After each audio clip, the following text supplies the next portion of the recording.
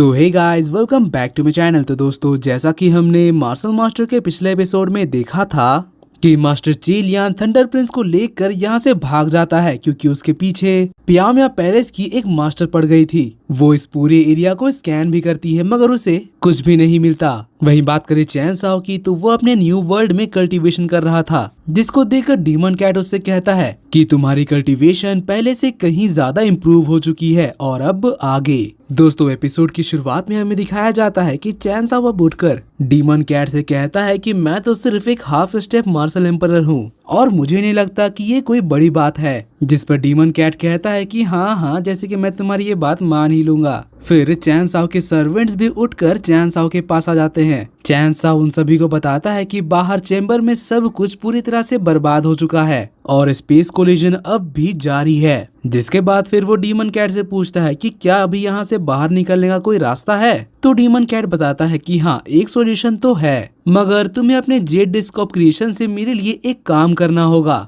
जो कि बहुत ही मामूली सा काम है। अब ये सुनकर चैन साओ कहता है कि क्या सच में ये इतना सिंपल है। तो डीमन कैट कहता है कि हाँ बिल्कुल, मैं तुमसे झूठ क्यों कहूँगा। इसलिए चैन साओ उसकी बात मान लेता है और कहता है कि मैं प्रॉमिस करता हूँ तुम्हारा वो काम मैं जरूर कर दूंगा। डीमन कैट ये सुनकर काफी ज्यादा खुश हो जाता है और तुरंत स्पेशल फॉर्मूलाज निकालकर चैन साओ के माइंड में ट्रांसफर कर देता है और बताता है कि मैंने एक स्पेशल फॉर्मूला तुम्हारे बॉडी के साथ कंबाइन कर दिया है, जिसकी वजह से अब तुम स्पेशल कोलैप्स में भी आसानी से सरवाइव कर सकते हो। मगर इतना कहने के बाद वो बोलता है कि मैं तुमसे थोड़ी देर में मिलूंगा और फिर यहाँ से चला जाता है।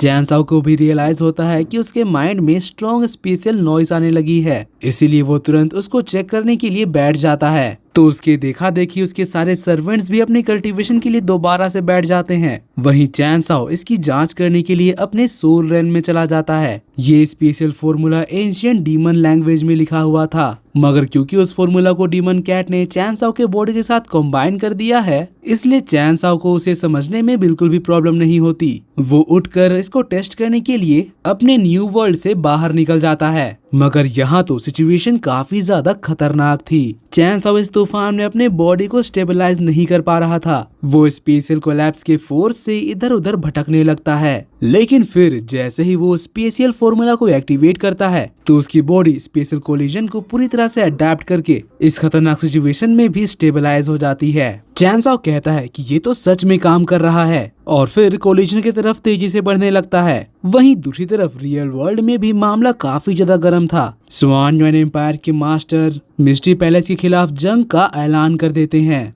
वो कहते हैं कि हमारे सारे सोल्जर्स को तैयार करो, हम उन्हें नहीं छोड़ेंगे। दोस्तों, यहाँ मैं आपको फिर से एक बार बता देता हूँ कि पियामिया पैलेस को ही मिस्ट्री पैलेस कहा जाता है। फिर हमें एल्डर फेई के सेक्ट को दिखाया जाता है और यहाँ भी उनके सेक्ट मास्टर कह रहे थे कि मिस्ट्री पैलेस के लोगों ने हमसे हमारे काफी सारे डिसाइपल्स को छीना है। हमारे ची होल सेक्ट की उन्होंने बिल्कुल भी रिस्पेक्ट नहीं करी, तो इसका अंजाम अब उन्हें भुगतना पड़ेगा। और फिर वो अपने सभी डिसाइपल्स और सोल्जर से कहते हैं कि तुम सब मुझे ज्वाइन करो, हम लोग मिस्ट्री पैलेस को हराकर उनके पैलेस में टेक ओवर करेंगे और ऐसा करने से ही हमारे सेक्ट को जस्टिस मिलेगा। तो ये सुनकर उनके एक एल्डर कहने लगते हैं कि मास्टर, ऐसा करने से तो हमारी जान भी खतरे में पड़ सकती है और अभी तो हमारे सेट के काफी सारे मास्टर्स कल्टीवेशन से लौटे नहीं हैं। इतना मेजर डिसीजन लेने से पहले हमें उनका वेट कर लेना चाहिए। तो इस पर सेक्ट लीडर कहते हैं कि अभी वेट करने का हमारे पास बिल्कुल भी समय नहीं है, हमें अपनों की मौत का बदला लेना ही होगा। और फिर अपने डिसाइपल्स को लेकर मिस्ट्री पैलेस की तरफ बढ़ने लगते हैं। फिर हमें हुआंग सेक्ट को दिखाया जाता है, जहाँ पर उनके सेक्ट मास्टर कह रहे थे कि स्वान युआन एम्पायर और ची हॉल पैलेस एक साथ अपने फोर्सेस मिलाकर मिस्ट्री पैलेस के ऊपर अटैक करने बढ़ रहे हैं और ये हमारे लिए भी एक बहुत ही अच्छी अपॉर्चुनिटी है।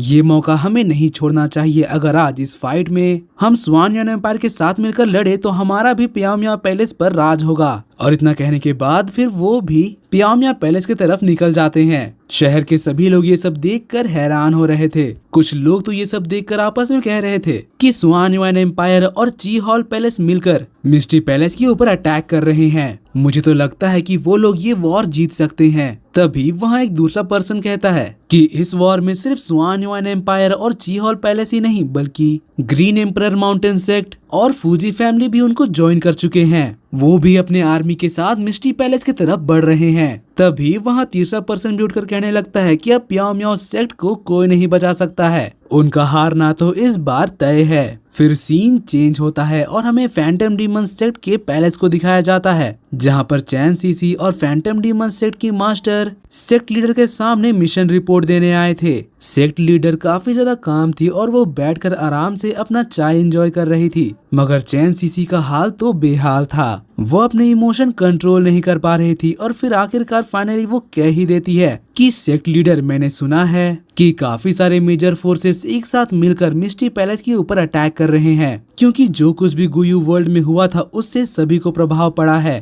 हर एक सेक्ट ने अपने डिसाइपल्स को खोया है और साथ ही काफी सारे मास्टर्स को भी, इसलिए हर कोई मिस्टी पैलेस से अपना बदला लेना चाहता है। मगर मुझे ये समझ में नहीं आ रहा है कि अब तक हमारा फैंटम डीमन सेक्ट कुछ भी क्यों नहीं कर रहा है। तो ये सुनकर उसकी मास्टर तुरंत उसे चुप करने लगती है और फिर अपने घुटने पर बैठकर सेक्ट लीडर से माफी मांगने लगती है। वो कहती है कि इसने जो कुछ भी कहा उसके लिए माफ कर दीजिए। तभी सेक्ट लीडर इसके जवाब में कहती है कि तुम्हें क्या लगता है कि तुम किससे बात कर रही हो, और फिर अपने ऑरा के प्रेशर से चैन सीसी को दबाने लगती है। फैंटम डीमन सेक्ट की मास्टर ये देखकर परेशान हो गई थी, मगर इस वक्त वो ना ही चैन सीसी की मदद कर सकती है और ना ही सेक्ट लीडर को कुछ कह सकती है। वही बात करे चैन सीसी की, तो वो सेक्ट लीडर से कहती है कि क्या मैंने कुछ गलत कहा है। वहीं उसकी मास्टर तो सोच रही थी कि सेक्ट लीडर के इस ऑरा प्रेशर से चैन सीसी खुद को ज्यादा देर तक नहीं बचा पाएगी।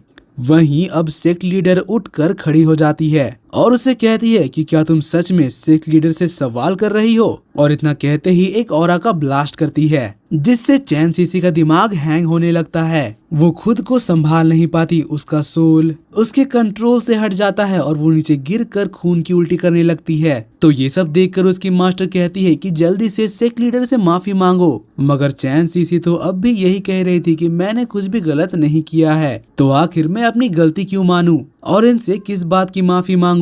तो ये सुनकर फैंटम डीमन सेक्ट के मास्टर कहती है कि सीसी तो अभी यंग है और इसे खुद के इमोशन में कंट्रोल भी नहीं है, इसलिए सेक्ट मास्टर मैं रिक्वेस्ट करती हूँ प्लीज आप इसे माफ कर दीजिए। तो इस पर सेक्ट मास्टर कहती है यंग और इग्नोरेंट, और हंसते हुए उसके तरफ बढ़ने लगती है, जिसके बाद उससे कहती है कि तुम्हें मिस्टी पैलेस के ऊपर अटैक करने का कुछ ज्यादा ही जल्दी है। क्या तुम्हें सच में ऐसा लगता है कि तुम उन्हें हरा पाओगी? क्या तुम सच में हमारे मरे हुए डिसाइपल्स के लिए मिस्टी पैलेस से बदला लेना चाहती हो, या फिर ये सब कुछ ड्रामा तुम उस लड़के चैन साओ के लिए कर रही हो? सीसी उसका नाम सुनते ही इमोशनल हो जाती है, मगर वो किसी तरह से खुद को कंट्रोल करने के बाद कहती है कि हाँ ये सब कुछ मैं चैन साओ के लिए कर रही हूँ। अब उसकी ये डिटर्मिनेशन देखकर सेक्ट मास्टर कहने लगती है कि मुझे खुशी हुई, तुमने बिना डरे ईमानदारी से सब कुछ बोल दिया, मगर तुम्हारी सेक्ट लीडर होने के नाते मैं तुम्हें ये बता देना चाहती हूँ कि जिस स्वान युआन एम्पायर और ची हॉल पैलेस की टीम को तुम ज्वाइन करना चाहती हो, उन्हें मिस्टी पैलेस में जाने के बाद मौत के अलावा कुछ नहीं मिलेगा। अब ये चीज सुनकर वो दोनों काफी ज्यादा हैरान हो जाते हैं। फिर सेक्ट लीडर दोबारा से अपने सिंहासन पर जाकर बैठ जाती है और सीसी से कहती है कि तुमने हमारे नियमों को तोड़ा है और मेरे दिए हुए ऑर्डर को मानने से इनकार किया है, इसलिए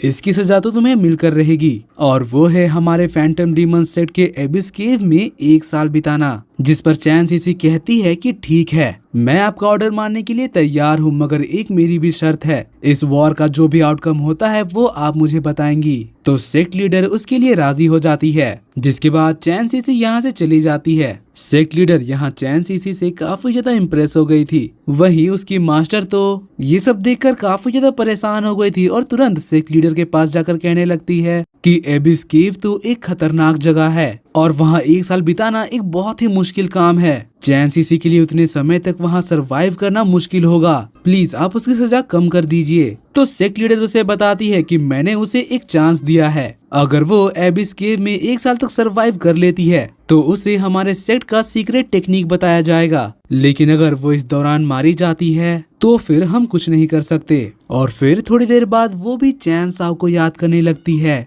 फिर सीन चेंज होता है और हमें दिखाया जाता है कि एक बड़े से पोर्टल के जरिए स्वान युआन एम्पायर और ची हॉल पैलेस के लोग मिस्टी पैलेस के बॉर्डर में आ गए थे।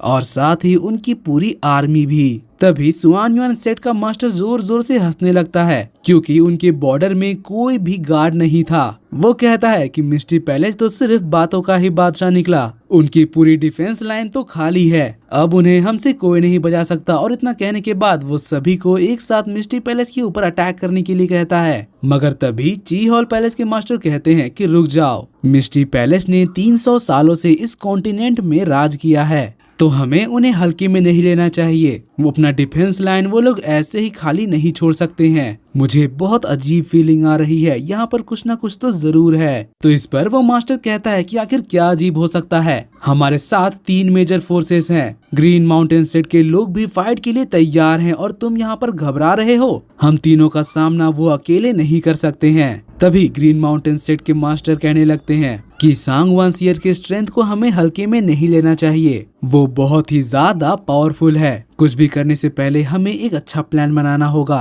तो सुआन युआन सेट का मास्टर कहता है कि अगर तुम्हें इंतजार ही करना है तो करते रहो, लेकिन मैं अब और इंतजार नहीं कर सकता हूँ। और इतना कहने के बाद वो अपनी टीम के साथ मिस्टी पैलेस के ऊपर अटैक करने के लिए निकल जाता है। तो ये देखकर ची हॉल पैलेस के मास्टर भी अपनी टीम को फाइट के लिए रेडी करके मिस्टी पैलेस की तरफ निकल जाते हैं। तो फिर आखिरकार ग्रीन माउंटेन सेट के लोग भी उनके साथ साथ अटैक के लिए आगे बढ़ जाते हैं। मगर थोड़ी दूर जाने के बाद ही उन्हें पता चलता है कि आगे तो एक बड़ा सा बैरियर लगा हुआ है।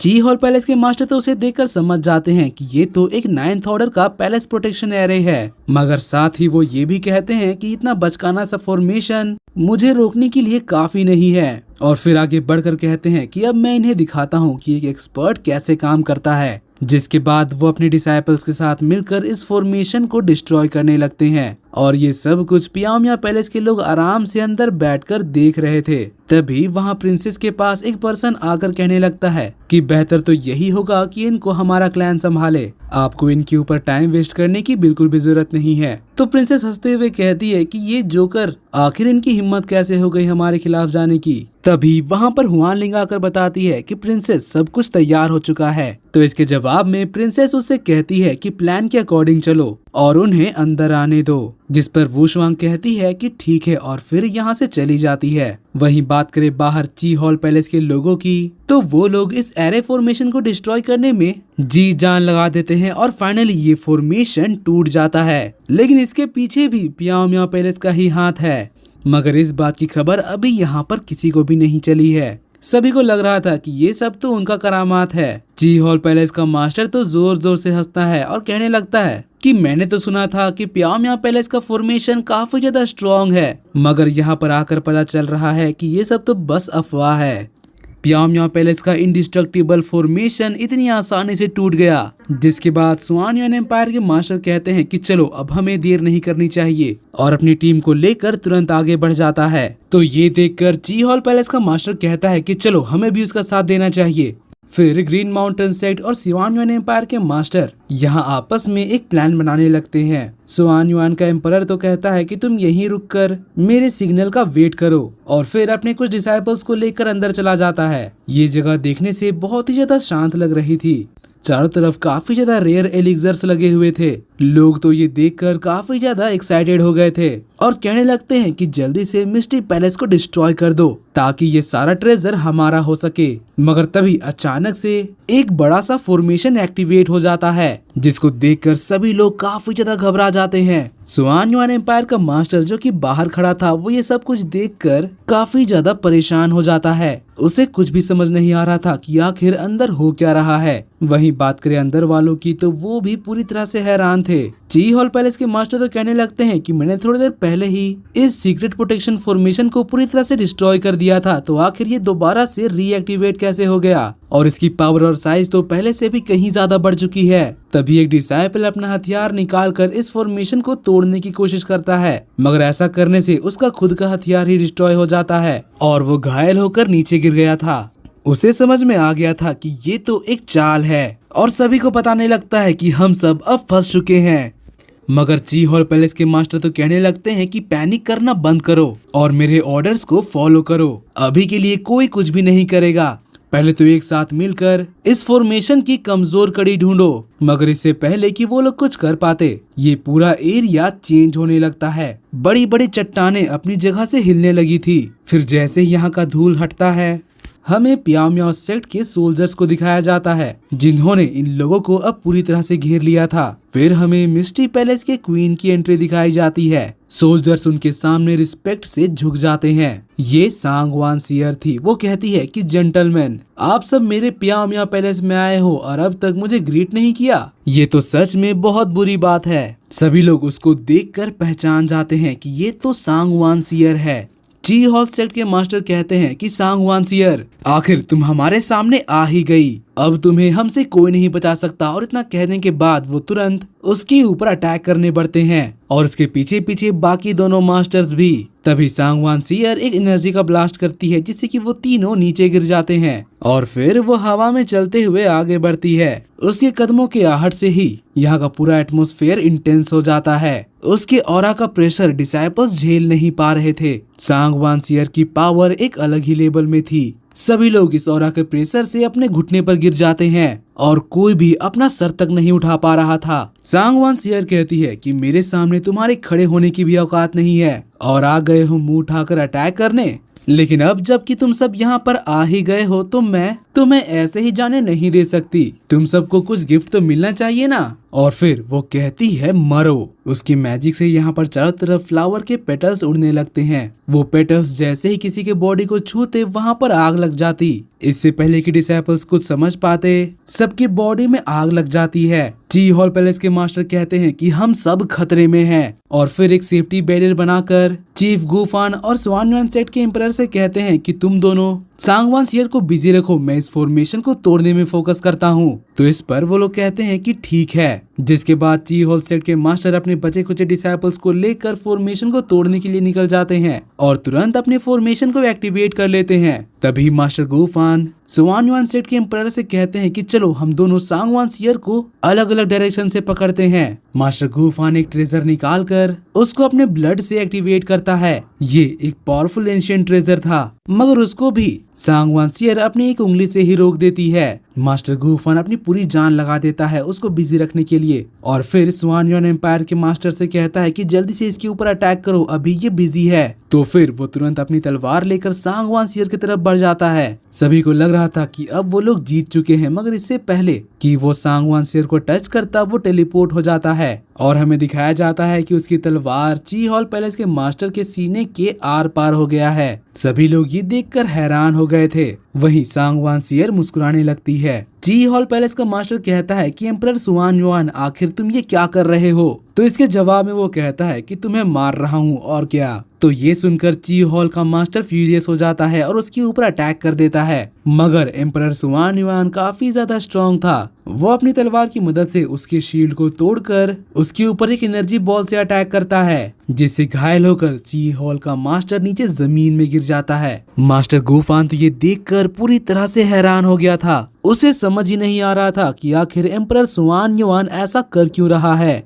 तभी सांगवान सियर एक एनर्जी का ब्लास्ट करती है, जिससे गुफान घायल हो जाता है। सांगवान सियर उससे कहती है कि मास्टर गुफान, पिछली बार जब हम मिले थे उस समय से अब पूरे 100 साल बीत चुके हैं, मगर तुम्हारी कल्टीवेशन लेवल अब तक वैसी की वैसी ही है। और फिर वो एक बड़े से लोटस को समन करती है। तो मास्टर गुफान भी अपना तलवार लेकर उसके ऊपर अटैक करने बढ़ता है, मगर इसका कोई फायदा नहीं होता। सांगवान सियर उसके तलवार को अपने हाथ से ही रोक देती है और फिर एक लाइटनिंग का ब्लास्ट करती है, जिससे घायल होकर वो नीचे गिर जाता है। ऐसा लग रहा था कि अब वो मर चुका है। उसके डिसाइपल्स ये सब देखकर डर के मारे थर थर कांपने लगते हैं। वहीं सांगवान सियर अपने डिसाइपल्स को ऑर्डर देती है कि इनमें से कोई भी जिंदा नहीं बचना चाहिए। तो ये चीज सुनते ही सोल्जर्स तुरंत नीचे उतर जाती हैं और एक एक करके सभी डिसाइपल्स का गला काटने लगती है। कोई भी उनके सामने टिक नहीं पा रहा था। वो लोग यहाँ पर हर एक डिसाइपल को मार रही थी, चाहे वो कोई भी क्लैन से हो। तभी एक डिसाइपल एम्परर स्वानवान से कहता है कि मास्टर हमारी मदद करिए, मगर एम्परर स्वानवान तो उसे इग्नोर कर देते हैं। वो मदद के लिए उनके सामने गिड़गिड़ा रहा था, मगर उसका भी गला काट दिया जाता है।